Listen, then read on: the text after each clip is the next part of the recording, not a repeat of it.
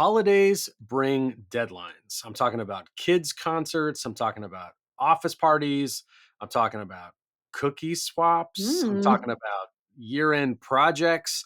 Is it possible to enjoy the season without losing your focus or even your mind?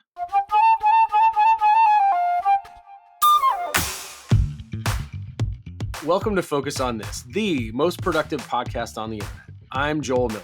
And I'm Marissa Hyatt. And this is where we remind you of something you already know. It's not about getting more things done. It's about getting the right things done. Both at work and in life. And today we're talking about protecting your priorities before the holidays hit. And in case you haven't looked at your calendar, they are right around the corner. So it is prime time to be talking about this. And I don't know about y'all, but these holidays are coming in like a freight train. So we got Yeah. to get our priorities set and make sure that they're protected before we get there. Well, I always think about like seasons feel different, right? And I don't know what the deal is exactly, but spring to me always feels very open ended, very, fresh. I mean, that's obvious. It feels expansive. And then summer really feels expansive. It's just like endless time, which of course is never true because it's over before you know it and you did a ton of stuff and you didn't get a ton of other stuff done. But that's not the way the holiday season feels. It feels like it's chaos. It feels like a circus, and on top of that, you're trying to work in the middle of it. Yeah. And it's crazy making. And not to mention our days are shorter. So they Yes. literally, from a light standpoint, we're not visually feeling like we have as much time. So I feel like this time of year is really everything compresses.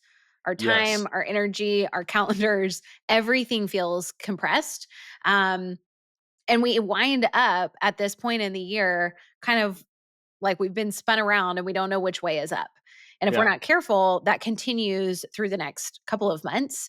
And we end up having this crash landing into the beginning of the year. That's why most people, it's like, we've got to hit the reset button at that point because we are just in a crazy year end frenzy, overloaded, feeling like everything is compressed. Yeah. I think that's a really interesting way of saying it too. I hadn't even thought about it that way, but you lose these hours, so your daylight is compressed.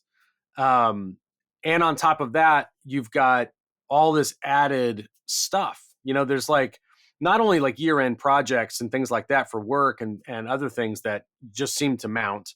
And that's like so many industries report that there's extra things to do in their work before the end of the year. But then on top of that, there's all the personal stuff. There's the holiday parties. There's all the stuff at the Mhm. kids' schools. And, I love my kids and I love my kids' schools, but I don't understand why they keep thinking that we need to attend all these things. Right. It's Well, insane. and not to mention your to-do list ends up becoming a lot longer because Yes. there's the looming deadline of the end of the year or before vacation. And so all of a sudden, everything you have to do has to be done now. Right. And it's grown because now you have things like I've got to go gift shopping or I've got to think about what gifts I want to get for the people in my life. Maybe you're the one responsible for the meal for the holiday. And so you're planning that and you've got to grocery shop and prep all the things and decorate the house or clean the house or get ready for guests. I mean, traveling, all the things, there's all of a sudden, it's like double Yeah. what we're used to. And yet everything is compressed at the same time. What could possibly go wrong? Yeah, it sounds like, totally fine from my Yeah. book. Well, I think what we are both alluding to is that it is not totally fine. And we know that this is true. 4 in 10 workers report a decline in productivity during the holiday season. There's just too many competing professional and personal demands. So we lose traction, we lose focus, we lose the ability to make progress on the stuff that we want to get done.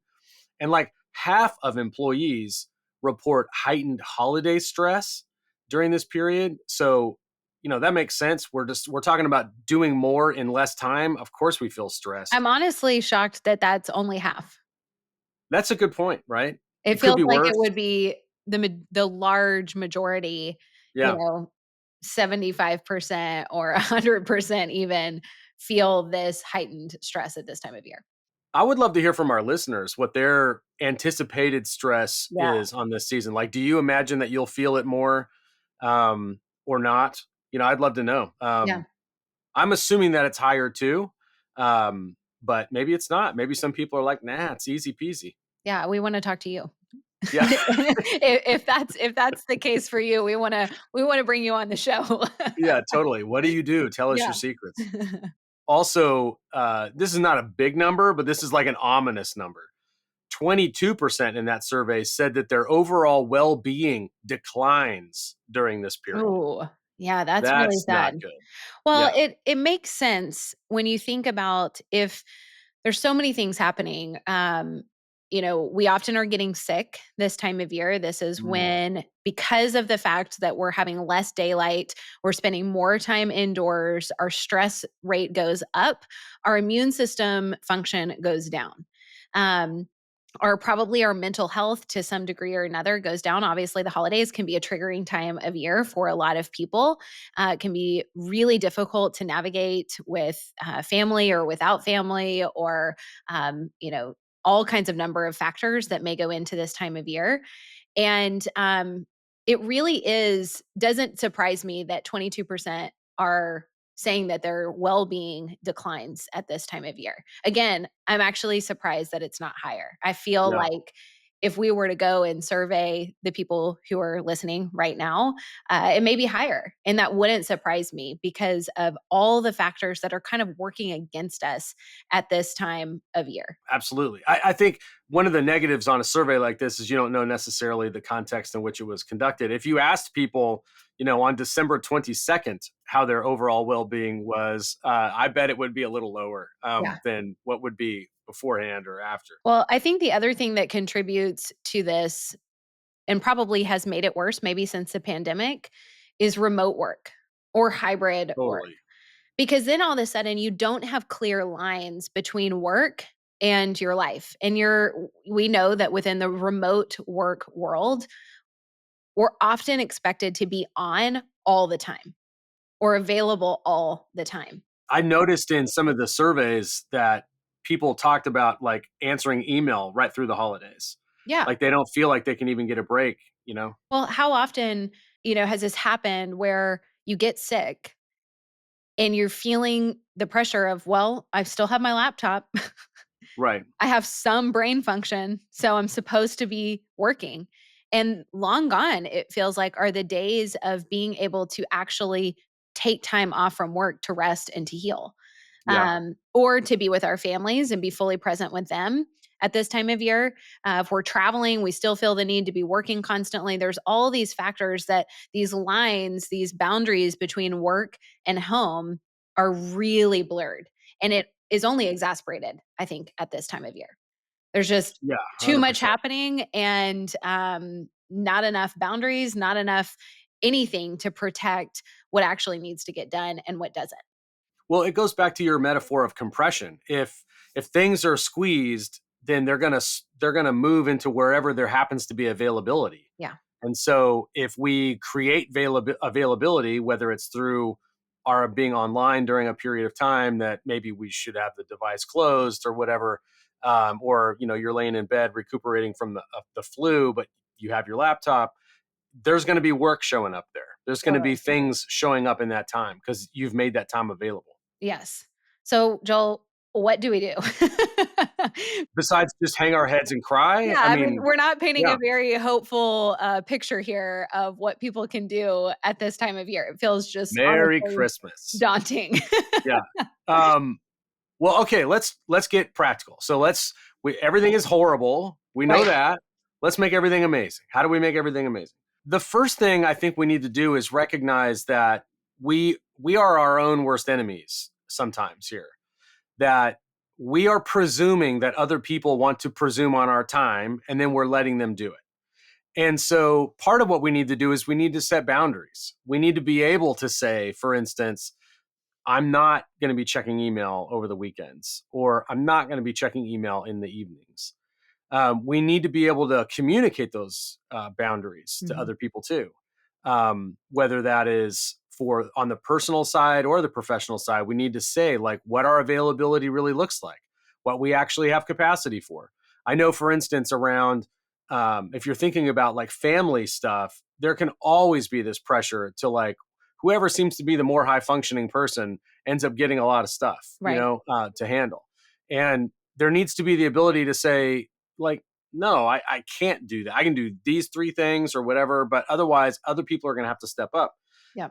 in order to help make this work. And I think that's just part of like honoring yourself and honoring those other people. When it comes to honoring yourself, we need to be able to say, like, I'm capable of doing X. I'm not really capable of doing more than that. I have all these other responsibilities. I would be disserving everybody I know if I were to like try to do more than that. Yeah.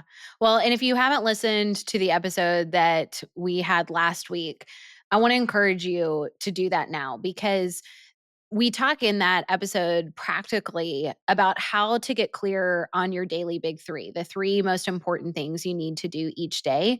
And that can really help define what you need to focus on, what you want to be committed to in any given day. And the truth is, we know our focus, our Mhm. energy is finite. We don't have an endless supply of these things. And so we've got to be mindful of how much time we have, how much energy we have, all of the other commitments at this time of year start coming in. And we want to make sure that we're very clear on what those things are. And we know that on the front end. And then, like you're talking about, Joel, that we communicate those things to the people that we're working with, or, our spouse or whomever may be influenced by what we're doing because then they can help support us.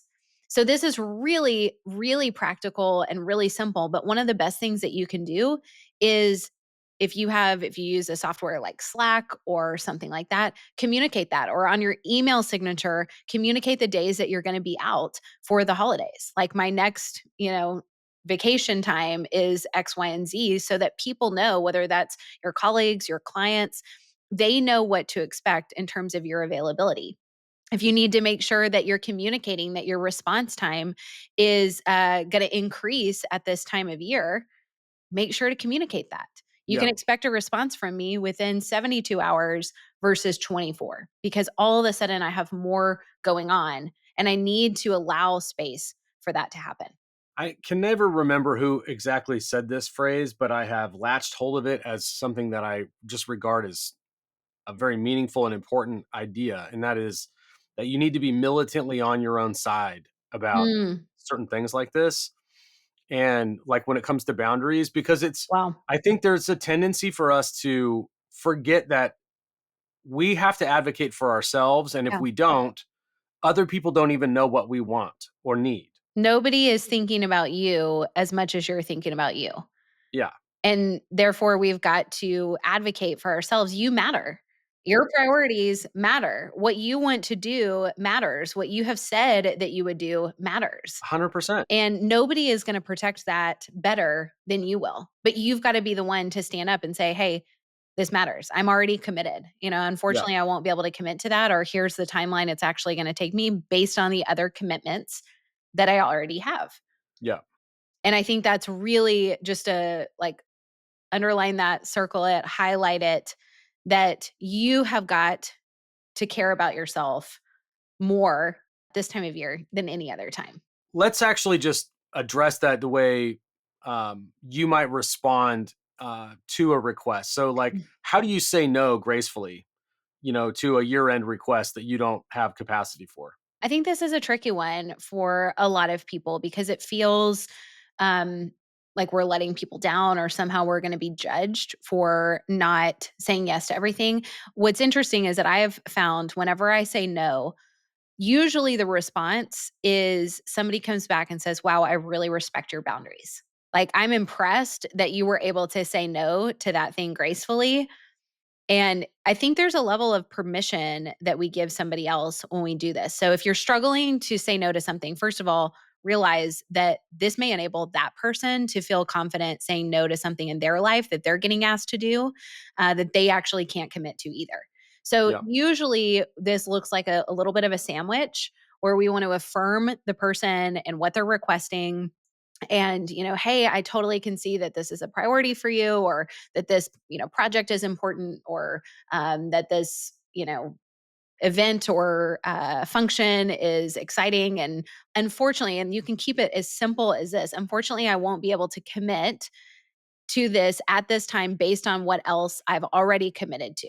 I think my dad has a very succinct way of saying this, and I wish I could remember it off the top of my head. It's something to the effect of, um, based on my other prior commitments, I Yeah. won't be able to accept this request, or something. I can't remember. That's in Free to Focus, by the way. Yes, it is. So if anyone wants to go grab that, that will give you a great angle on how to handle that.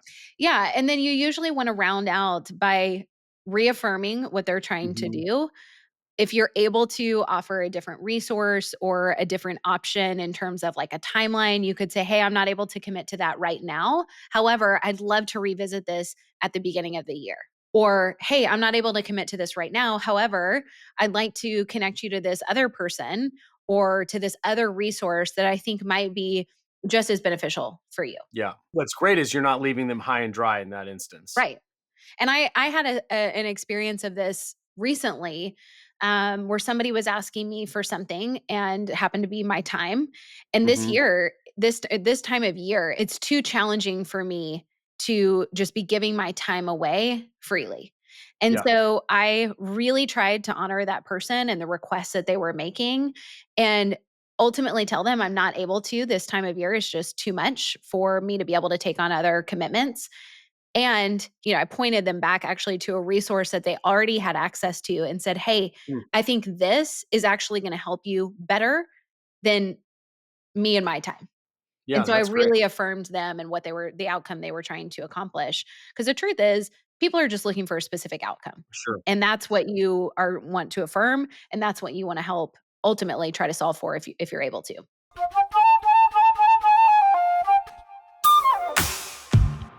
Joel, I think one thing that's really helpful here that a lot of people kind of miss Mhm. is talking about how to protect our time blocks at this time of year. So, thinking about, we talk about our daily rituals Yep. and how that's really an important part of your energy and your focus throughout the day. So, we have your morning and evening rituals that are really critical for managing your energy specifically, and then your workday startup and shutdown rituals. And I feel like if you have struggled to maintain these, or if somehow these have kind of fallen to the back burner, now is a great time of year to implement those again. You can just block off a 30-minute window at the start of your workday and at the end of your workday, which will help you kind of, I don't know, tie up the bow at the end of the day for your workday, so that you're not having that continually bleed into the rest of your evening. That, to me, the workday shutdown ritual, to me, is arguably the most important thing to protect right now, because that will enable you to unplug and be able to go live the rest of your life. I feel like this is a bit of an intervention because I'm poor at that at the moment. Yeah. Like I'm not keeping up with that. And I feel it as a result. Yeah. Well, it we do feel it. And this is your invitation, Joel, and everybody listening, that now is a really good time to recommit to doing that. And all that looks like is usually about a 30-minute block where you're able to review your email or Slack messages. You kind of tie up those loose ends. You look through your task list. Okay, what didn't get done? What do I need to move to tomorrow? What do I just need to like not worry about? That's just carrying over and adding more stress. Sure. And so actually, I don't even want to think about that right now. I'm going to put that totally on the back burner, or just like forget about it indefinitely. Just delete it. You have permission to do that. Um, and then making sure that there's no unanswered questions or things that you need to tie up at the end of the day. And usually, what that enables you to do is go into your evening fully present. You're Mhm. not asking the question or having these unfinished tasks in your mind or loops in your mind that are just going to continually creep into your evening. And then usually that has a ripple effect. You're not sleeping great because you're stressed, because you didn't tie up those loose ends, and you have all these things. and then you're just right back where you started. So, really encouraging to get your rituals, your daily rituals, especially that workday shutdown ritual locked in at this time of year. That can really help protect your energy and your ability to be present in all areas of your life. I love that solution. I hadn't quite even connected the dots on that one, but that makes total sense because what we're really saying here is, and if you think about the stress level that we're feeling, it's because of all this stuff is unresolved. Right. And if it's resolved by living on a list and living, in a way or in a ritual, for instance, where you can like address it and knock it off and get it done, you're resolving it, which means the stress is going to go down. Totally.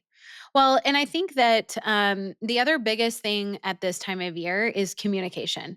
So, whether that's you're communicating up to your manager, communicating down to your team, depending on where you sit in an organization, communicating to your spouse, to your friends, to your other colleagues. Communication is so important. And the more that you're able to do this and do it early, so before they come asking about that thing or before they come asking for more commitments, sharing your priorities and what you're Mhm. remaining committed to now will really help them to support you in that. Yeah. And I think we forget this that nobody else is living in our heads. They don't Right. know what we have swirling around in our heads, and we've got to be able to communicate that. I totally resonate with that point. The reality is, I mean, you said it a few minutes ago. Nobody's thinking about you as much as you're thinking about Yeah. you. Nobody can read your mind, um, and we have to be able to communicate what it is we want. And if we can't respect or expect that anybody else is going to get it for us. They're not going to. Yeah. I want to address something that I get asked a lot from our Hmm. clients, which is if you're not in a senior leadership position and your senior leadership comes to you with a request, it can often feel really difficult to say no to that.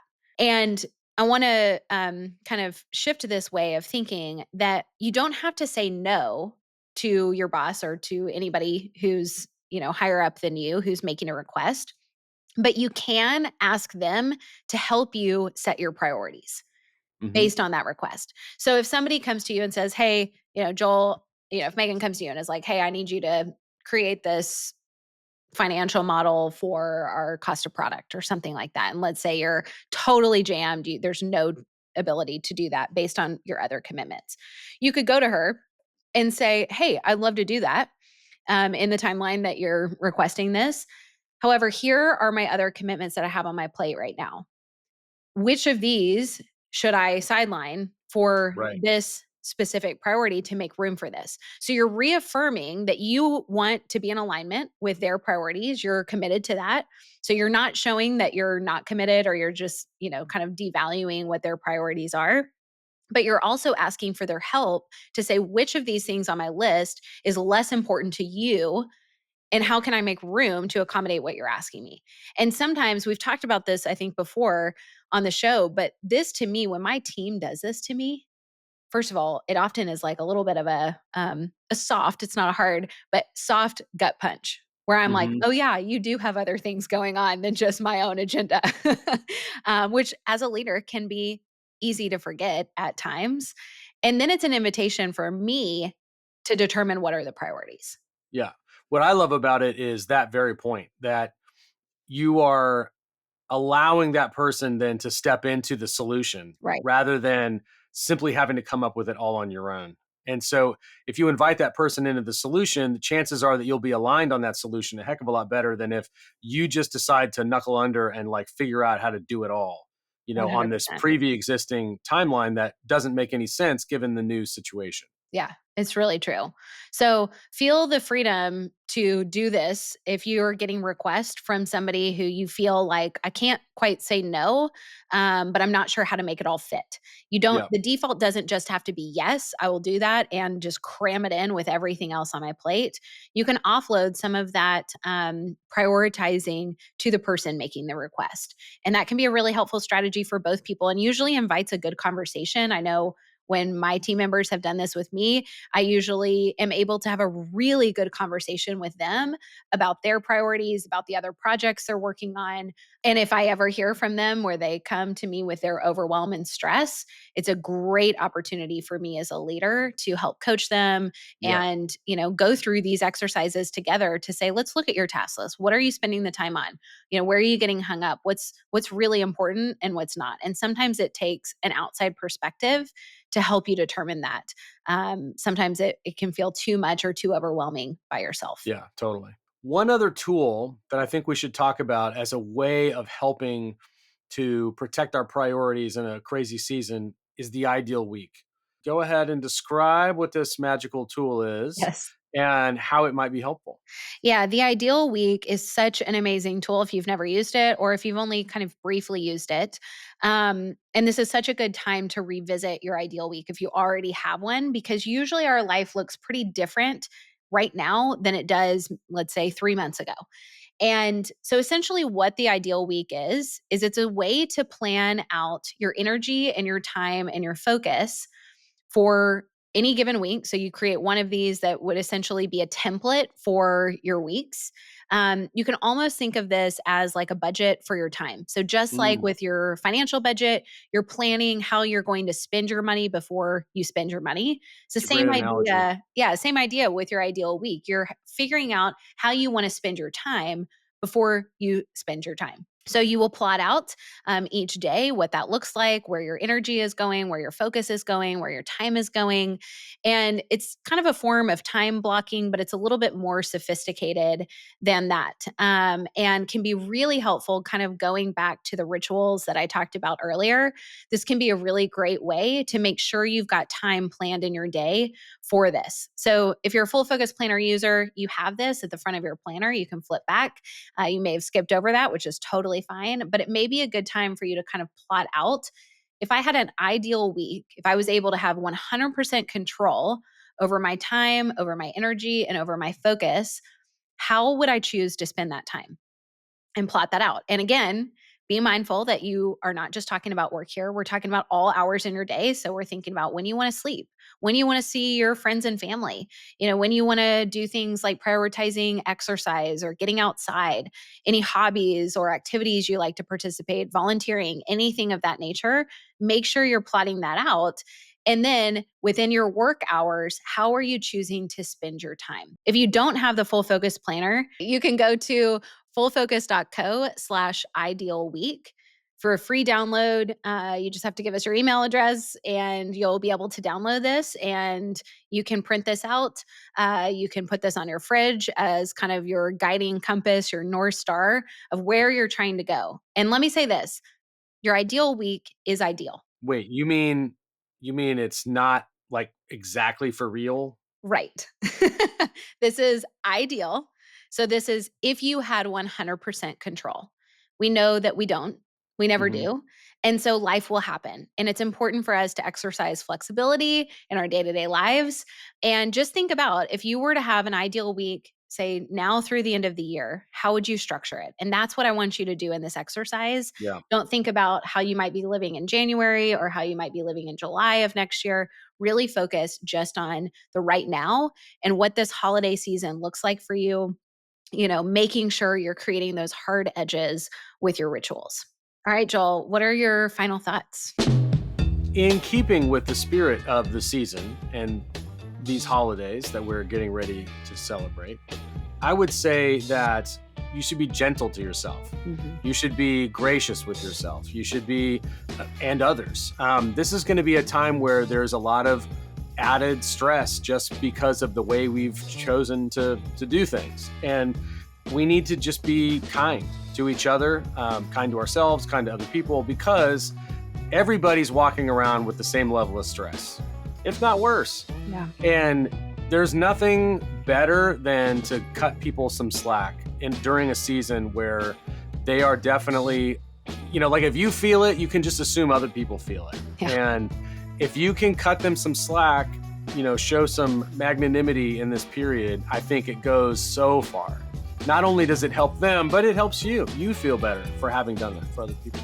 Totally. Well, and if all else fails, my encouragement is take a deep breath. It's going to be okay. You're going to get done what you need to get done. You're going to attend to the things you need to do. And as much as possible, slow it down, take a few deep breaths, get outside when you can, get some fresh air, and then get back to whatever it is that you need to do. And usually you're going to feel just fine after that. Thanks for joining us on Focus on This. This is the most productive podcast on the internet, so please share it with your friends and be sure to subscribe wherever you listen to podcasts or at focusonthispodcast.com. And we're going to be here next week talking about the things that are stealing your focus, all those things that maybe you're spending too much time on, wasting time on, that are stealing your focus, and really what to do about them. Until then, Stay focused.